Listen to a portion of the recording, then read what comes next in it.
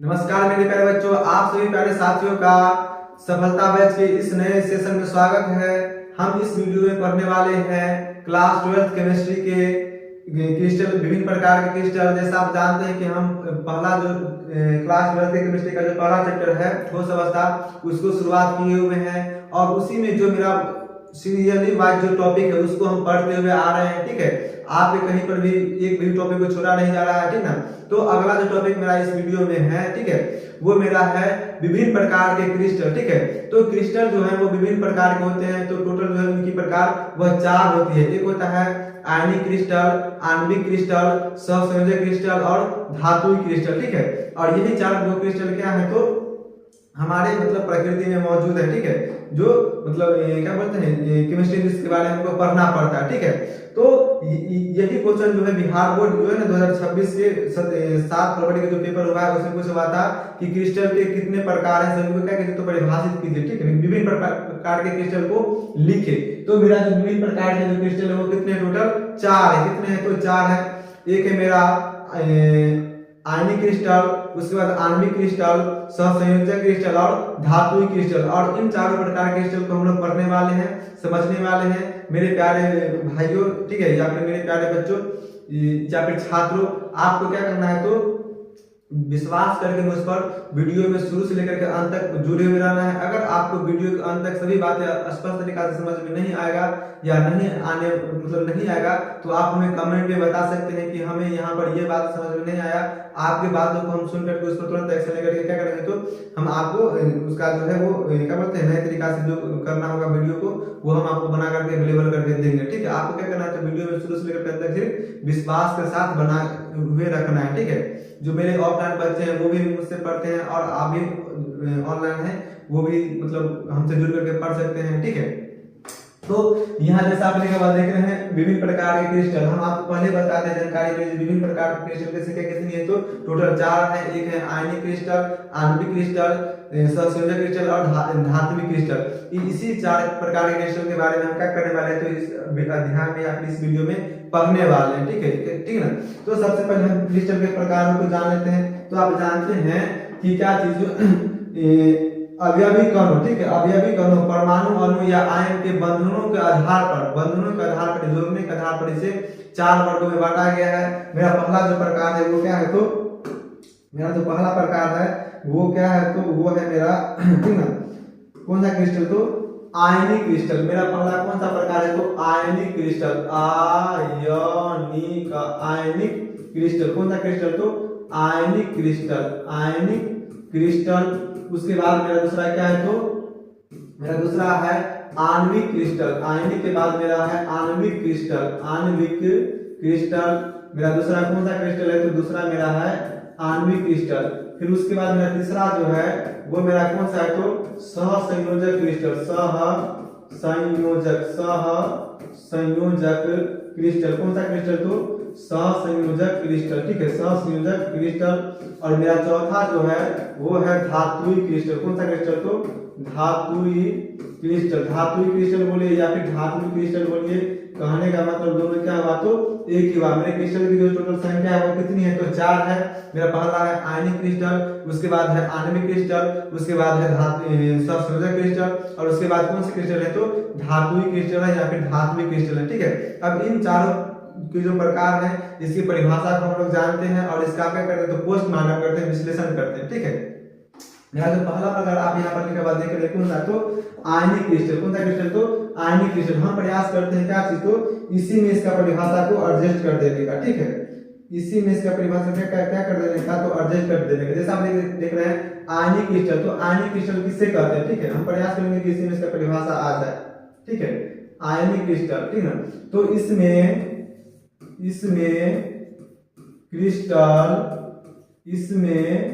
Crystal धनायन एवं धनायन यानी कि प्लस एवं ऋणायन यानी कि माइनस। ऋणायन यानी माइनस द्वारा ऋणायन द्वारा जुड़कर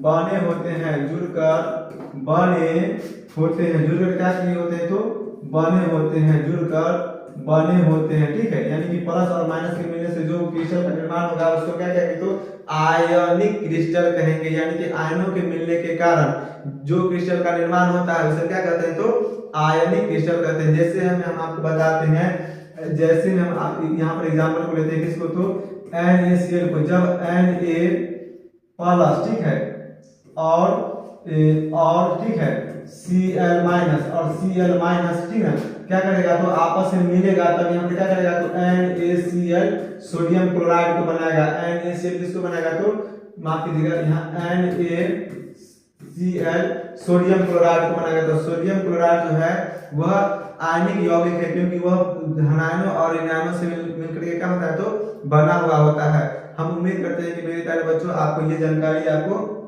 बिल्कुल स्पष्ट तरीका से समझ में आया होगा। तो अब आगे हम चलते हैं कहां पर तो आगे हम चलते हैं आणविक क्रिस्टल पर। कौन से क्रिस्टल पर तो आणविक क्रिस्टल पर। ठीक है, तो आणविक क्रिस्टल का परिभाषा कहता है कि इसमें कि इसके जालक बिंदु पर, इसके जालक सतह पर, ठीक है, जालक बिंदु बोलिए या फिर जालक सतह बोलिए, इसके जालक सतह पर अणु उपस्थित होते हैं। क्या उपस्थित होते हैं तो अणु उपस्थित होते हैं। इसके जालक सतह पर अणु उपस्थित होते हैं। क्या उपस्थित होते हैं तो अणु उपस्थित होते हैं। ठीक है, यानी कि वैसे क्रिस्टलीय पदार्थ जिसके जालक सतह पर या जालक बिंदु पर अणु उपस्थित होते हैं उसे हम क्या कहते हैं तो उसे हम क्या बोलते हैं, उसे हम आणविक क्रिस्टल कहते हैं। ठीक है, जैसे मैं क्या चीज तो बर्फ, जैसे मैं क्या चीज तो बर्फ H2O, बर्फ H2O, इसमें क्या होते हैं तो क्या बोलते हैं, इनके जो क्रिस्टलीय सतह होते हैं उस पर अणु उपस्थित होते हैं। ठीक है, उसके बाद हो गया मेरा ठोस CO2, ठोस कार्बन डाइऑक्साइड, इसके अणु पर भी क्या होते हैं तो ये क्या बोलते हैं, इसके सतह पर भी अणु उपस्थित होते हैं। और इसका दूसरा परिभाषा कहता है कि यह क्या होते हैं तो वाष्पशील होते हैं। वाष्पशील करने का मतलब जब इसे हम धूप में रखेंगे तो इनके जो कण है वो उड़ करके कहां चले जाएंगे तो वायु में मिल जाएंगे। ठीक है, तो बर्फ भी वाष्पशील होता है जो आप नजरों से देखते हैं। और ठोस CO2 क्या होता है तो पानी में जो है ना वो एक तरीका से झाग बन जाता है, वो उजला उजला कलर का सफेद, तो उसे क्या कहते हैं तो ठोस CO2 कहते हैं। अधिक गंदगी के कारण पानी में उजला उजला टाइप का झाग बन जाता है, जिसको क्या कहते हैं तो ठोस CO2 कहते हैं। ठीक है, और इनके जो द्रवनांक और इनके जो क्या बोलते हैं ये द्रवनांक और क्वथनांक का मान है वो बहुत निम्न होता है, यानी कि बहुत कम तापमानीय उबलने लग जाएंगे और बहुत कम तापमानीय क्या होंगे तो जमने लग जाएंगे। ठीक है, और ये इनके जो अवयवी कण है इसके बीच में कमजोर वांडर वाल्स होते हैं, जिसके कारण ये आसानी से टूट जाते हैं और भंगुर प्रकृति के होते हैं। ठीक है, तो हम उम्मीद करते हैं कि आपको ये सभी जानकारी भी मेरे द्वारा दिया गया आपको बेहतर तरीका से समझ में आया होगा। ठीक है, तो हम अब आगे की तरफ चलते हैं। अगले जो मेरा प्रकार है वो क्या है तो सहसंयोजक क्रिस्टल। ठीक है, तो सहसंयोजक क्रिस्टल को क्या कहा जाता है तो सबसे पहले आपको जान लेना है कि सहसंयोजक क्रिस्टल को नेटवर्क ठोस भी कहा जाता है। क्या कहा जाता है तो सहसंयोजक क्रिस्टल को नेटवर्क ठोस के नाम से भी जानते हैं हम लोग। ठीक ना, क्योंकि ये क्या करता है तो नेटवर्क बनाने का काम करता है, बड़ा सा अपना क्षेत्रफल बनाने का काम करता है, एक बड़ा धीरे धीरे करता है तो जुड़ करके एक बहुत बड़ा विशाल यौगिक का निर्माण करता है, जिसे क्या कहते हैं तो सहसंयोजक क्रिस्टल कहते हैं। देखिए इसका परिभाषा कहता है जब परमाणु, ठीक ना, जब एक परमाणु अपने नजदीकी परमाणु से जुड़ करके क्या करते हैं तो एक बड़े विशाल यौगिक का निर्माण करते हैं, तो उस यौगिक को हम क्या कहते हैं तो सहसंयोजक क्रिस्टल कहते हैं। ठीक है, देखिए हम आपको इन सभी बातों को हम आपको लिख करके स्पष्ट करते हैं। ठीक है, कहता है जब नजदीकी परमाणु, इसकी परिभाषा थोड़ा लंबा हो सकता है। ठीक है, जब नजदीकी परमाणु आपस में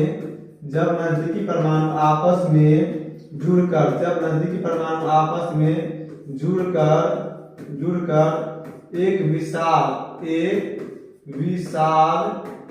विशाल यानी कि बड़ा एक विशाल यौगिक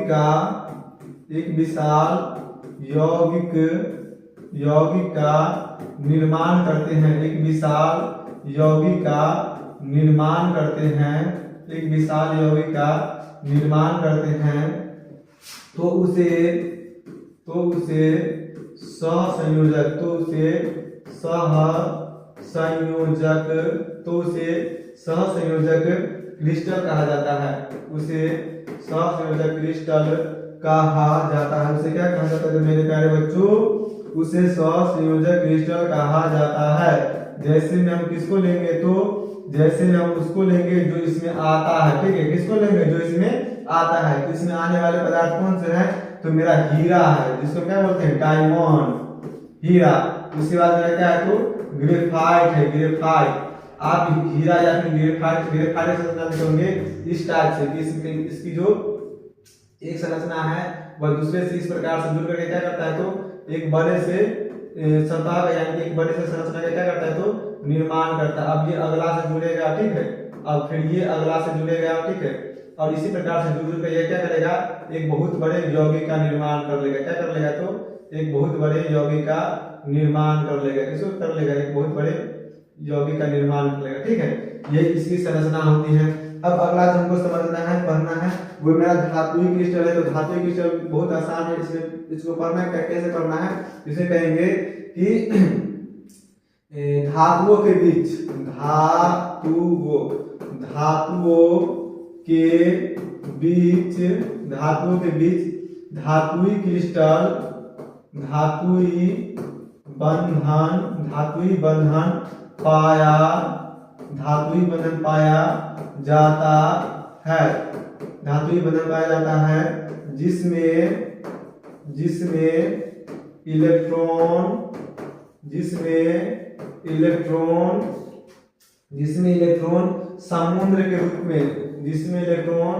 समुद्र के रूप में क्या करते रहते हैं? तो तैरते रहते हैं। आपको परिभाषा को सुनकर के घबराना नहीं है, बल्कि समझने के लिए 2 मिनट इंतजार करना है, ठीक है। धातुओं के बीच धातुई बंधन पाया जाता है जिसमें इलेक्ट्रॉन समुद्र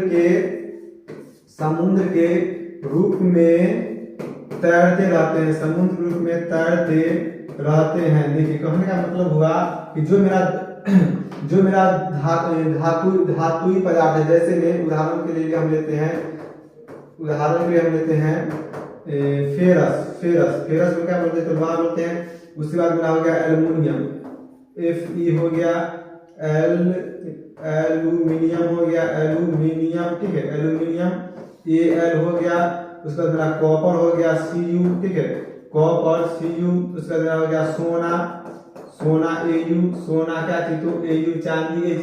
तो इसमें क्या होते हैं कि धातु, ये क्या बोलते हैं? धातुई बंधन पाया जाता है। और इसमें जो इलेक्ट्रॉन है वो चारों तरफ क्या करते रहते हैं? तो इसके तैरते रहते हैं, गति करते हैं। न्यूट्रॉन प्रोटॉन क्या होते हैं? स्थिर होते हैं। इसलिए क्या होते हैं? विद्युत के सुचालक होते हैं। तो मेरे प्यारे बच्चों, हम उम्मीद करते हैं कि आपको ये सभी जानकारी बिल्कुल आसान भाषा में समझ आ गया है, तो आपको समझ में आया होगा। अब अगला जो वीडियो है वो हम आपको, अगला जो जानकारी है वो हम अगले वीडियो में बताने वाले हैं क्रिस्टल के बारे में, ठीक है। जो क्रिस्टल के बारे में, उसके बाद क्रिस्टल में फलक केंद्रित, उसके बाद अंतः केंद्रित, ठीक है। ये सब जो जानकारी हम आपको अगले वीडियो में बताने वाले हैं। और आपको क्या करना है? तो चैनल को सब्सक्राइब कर लेना है, वीडियो को लाइक करके, और हमारे परिवार का सदस्य बन जाना है। धन्यवाद।